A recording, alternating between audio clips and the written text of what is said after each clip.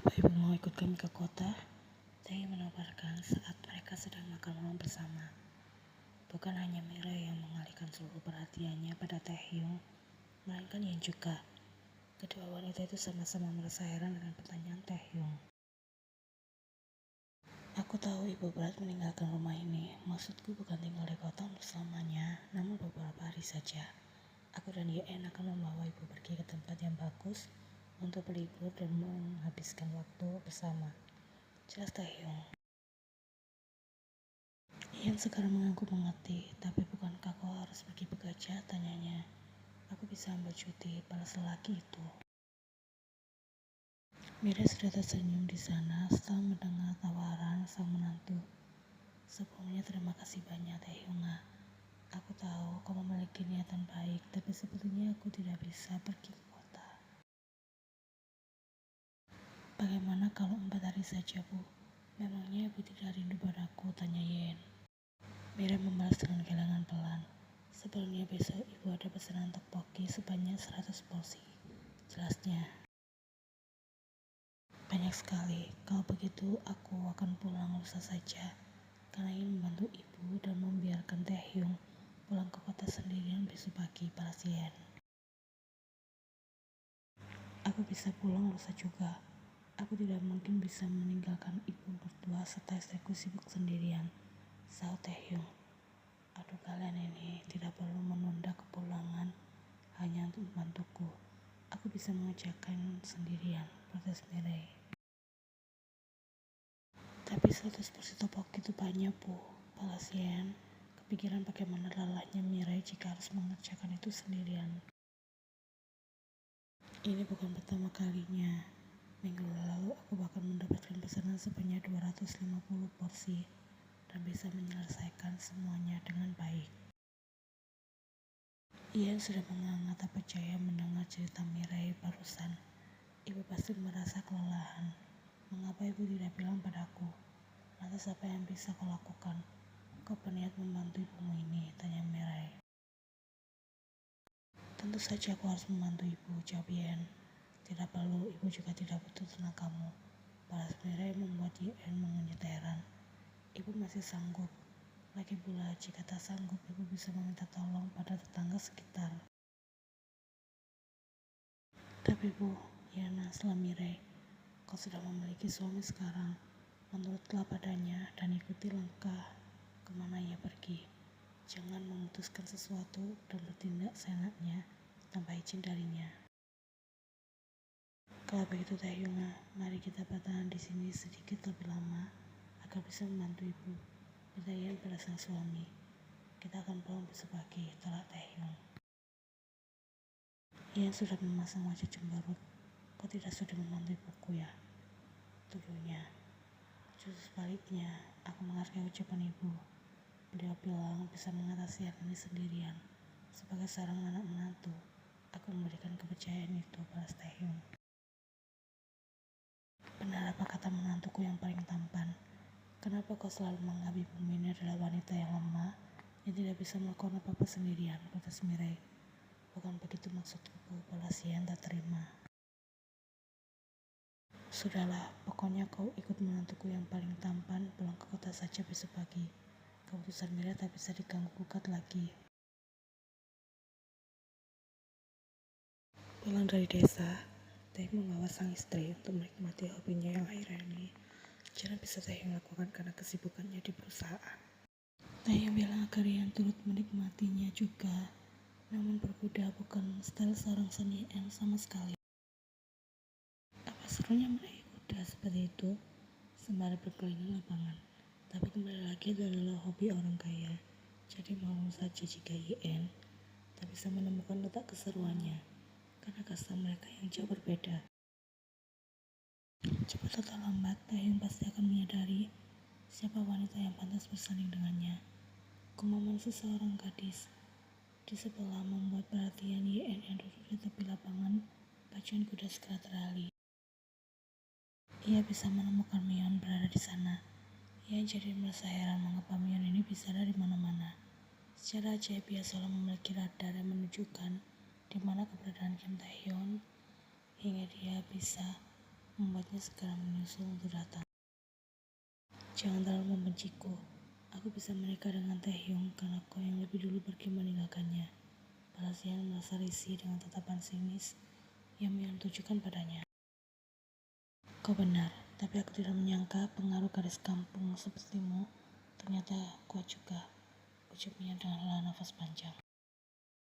Setelah aku selidiki lebih lanjut, ternyata kau ini berasal dari kampung dukun yang terkenal itu. Sekarang tatapan Mion berubah menjadi penuh ejekan. Kemarin kau membawa Taehyung datang ke kediamanmu karena takut efek dukun itu mulai memudar kan? Kau perlu memperbarui mantra tersebut karena ketakutan Taehyung akan kembali sadar jika selama ini gadis yang ia cintai hanyalah aku. Ia ingin tertawa terbahak-bahak mendengar tuduhan Mion. Dari mana gadis ini mengetahui info penuh dusta semacam ini? Hanya cinta sejati yang akan menang, sementara cinta pura-pura yang kau paksakan itu tidak akan berakhir dengan sia-sia. Omong Mion. Aku hanya akan berkata kau berhak mengungkapkan apa yang ada di dalam pikiranmu, balas N yang berkehabisan kata-kata. Aku tahu kalau sepertimu memiliki tujuan seperti apa, ucap Mion penuh selidik. Apa? Tanya Yan penasaran. Harta, aku benar kan? Dengusan yang terdengar di sana. Yan tahu ia hanya orang miskin, tapi menikah dengan Kim Taehyung demi sebuah harta adalah tuduhan yang paling ia benci. Berapa yang kau inginkan? Katakan saja. Aku akan memberikan berapapun nominalnya, asalkan kau bersedia pergi dari sisi Taehyung. Mion mencoba untuk bernegosiasi. Jum Yangsi, jangan keterlaluan, sentai Yan mulai merasa kesal. Mion tersenyum di sana. Tidak perlu terburu-buru dan pikirkan saja secara perlahan. Kita berdua masih memiliki banyak kesempatan untuk bertemu dengan waktu. Di pertemuan yang selanjutnya, aku harap kau sudah bisa memberikan jawaban itu padaku. Tidak perlu menunggu sampai pertemuan selanjutnya. Aku akan mengatakannya di sini jika aku tidak akan pergi dari sisi Taehyung. Setidaknya dalam waktu dekat ini, karena mereka sudah membuat perjanjian menikah selama 6 bulan ke depan. Lancang sekali, rupanya kau cukup pintar untuk menggunakan Kim Taehyung sebagai investasi jangka panjang, tuduh Mion. Dibandingkan menerima uang dariku dengan nominal besar secara sekaligus, kau lebih memilih menerima uang dari Taehyung setiap bulannya, meskipun nilainya tak seberapa, mengapa di situ. Tak seberapa katanya, uang yang Taehyung berikan justru diadukan seorang Sunny N. Sudah Yan katakan jika nominalnya hampir sama seperti gadis itu bekerja selama 1 tahun di perusahaan. Kata-kata Mion membuat Yan menyadari jika ia adalah gadis yang mata duitan. Ia tidak pernah mensyukuri harta yang Taehyung berikan selama ini dan terus merasa kurang. Tolong sadar diri, kau tidak pernah pantas bersanding dengan Kim Taehyung, ngecek Mion secara telak. Tunggu saja Mengsi, cepat atau lambat aku akan segera memantaskan diri. Yan penuh percaya diri meskipun sebenarnya ia tak yakin. Kalau begitu kau perlu mengejar banyak hal, karena menjadi sosok sepertiku tidaklah mudah. Gaya bisa ditiru, namun kepribadian kita jelas jauh berbeda. Sebenarnya Mion mulai merasa tak nyaman dengan Yan yang tekuk pada pendiriannya. Benar, gaya memang bisa ditiru, namun aku tidak sudi meniru kepribadianmu yang tega meninggalkan pasangan saat hendak mengikat janji suci sehidup semati di hadapan Tuhan. Sendirian sejak telak hingga membuat Mion merasa kesal setengah mati. Kau bebas bicara apa saja saat ini, tapi nanti saat kedua mata Taehyung sudah kembali terbuka untuk melihat pesongaku, aku pastikan kau akan menangis darah. Ia mendengus kesal mendengar ucapan Mion. Ngomong-ngomong, rambut merahmu terlihat norak, tapi tidak jadi masalah dan aku bisa memakluminya, karena selera orang kampung memang seperti itu. Ucap Mion sebelum gadis itu menaiki kuda yang telah dipersiapkan yang kemudian memacunya untuk mengejar Taehyung di sana. Ian bisa melihat mereka berdua tengah mengobrol bersama di atas kuda, namun reaksi Taehyung tanpa tak suka yang membuat lelaki itu segera menepi dan turun dari kuda hitamnya. Ayo kita pulang, ajak Taehyung pada sang istri. Baru saja Ian bisa tersenyum menang karena Taehyung lebih memilih untuk menghindari Mion Namun suara pekikanku dari belakang yang beradu dengan ciutan Mion membuat perhatian Taehyung dan Yan segera teralih. Mereka bisa melihat Mion yang terjatuh bersama dengan kudanya.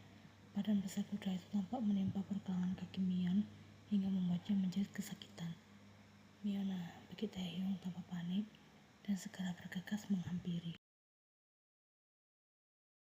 Beberapa petugas yang bekerja di area pacuan kuda pribadi milik keluarga Kim juga turut membantu. Melihat Taehyung yang terkoboh-koboh menggendong Mion keluar dari lapangan pacuan, membuat Jian merasa kesal. Karena ternyata Taehyung masih peduli dan memiliki kekhawatiran pada mantan tunangannya itu. Kim Taehyung tunggu. Seru yang berusaha mengikuti langkah besar Taehyung, namun lelaki itu tampak tak bisa mendengar suara kecilnya di balik perasaan panik yang tengah menyelimuti lelaki itu. Taehyung, teriakan Jian masih tak mampu mengalihkan perhatian sang suami dari sosok Mion yang tengah kesakitan. Bahkan lelaki itu tak menyadari sang istri yang baru saja terjatuh karena perjalanan terlalu terburu-buru. Lutut Jian tergores dan berdarah, namun anehnya, rasa sakit hatinya jauh lebih mendominasi saat melihat sosok Taehyung yang berjalan semakin menjauh meninggalkan Jian begitu saja. Tenangkan dirimu, ini rumah sakit, sentak Taehyung saat melihat sosok Yoongi yang baru saja datang hampir mendobrak pintu UGD. Bagaimana bisa istriku tertimpa kuda sialan milik keluargamu? Tanya Yoongi antara emosi dan khawatir yang beradu menjadi satu. Aku tidak tahu detail kejadiannya, gumam Taehyung. Sebenarnya hal pertama yang ingin Taehyung lakukan saat berjumpa kembali dengan Yoongi adalah memukul lelaki itu hingga babak belur. Namun keadaan saat ini sangat tidak memungkinkan hingga membuat Taehyung harus menahan diri agar tak kelepasan. Itu sebabnya berhentilah mengusik Jomion, sentak Yoongi. Bajingan ini luar biasa sekali tidak tahu dirinya. Keadaan ekonomi keluarga kami terombang-ambing hingga hampir bangkrut karena ulah nenekmu. Lantas salah siapa? Balas Taehyung dengan tenang.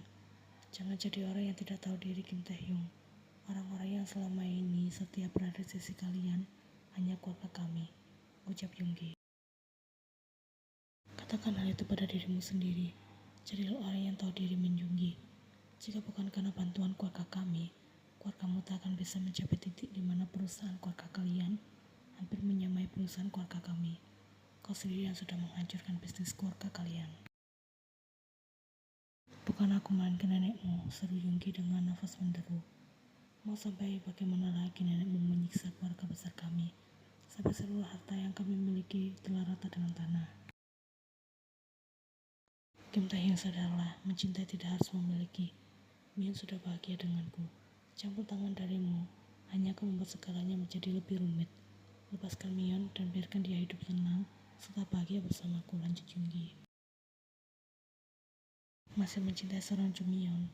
Omong kosong. Seluruh harapan Taehyung telah hancur bersama dengan kepergian Mion kala itu. Kau juga sudah menikah, kan?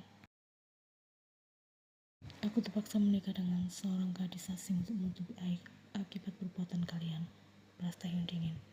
Biar aku saja menanggung akibatnya. Jangan libatkan keluargaku dan juga Mion, minta Yoongi berusaha untuk membujuk. Ini jelas bukan negosiasi, jadi berhentilah melakukan hal konyol. Kau tahu sendiri kan bagaimana kerasnya nenekku jika beliau sudah bertekad, ucap Taehyung. Yoongi menatap Taehyung marah. Aku bersumpah akan melakukan apapun untuk melawan semua perbuatan burukmu terhadap keluarga kami.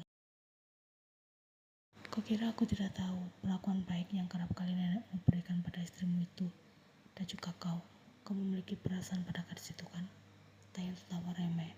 Kau melakukan hal yang sia-sia. Begitu menurutmu? Kita buktikan saja nanti. Ingat, aku tidak pernah bermain-main dengan ucapanku, balas Yoongi dengan senyum penuh ancaman. Seorang Kim Taehyung memiliki rasa pada Sun-hye-in. Ngomong kosong macam apa lagi ini? Taehyung yakin Yoongi hanya mencoba menggiring pikiran Taehyung untuk mempercayai ucapannya. Baiklah, anggap saja Yoongi hanya mengada-ngada tentang hal itu. Namun mengapa kini Taehyung mulai merasa tak tenang setelah mendengar ancaman Yoongi barusan?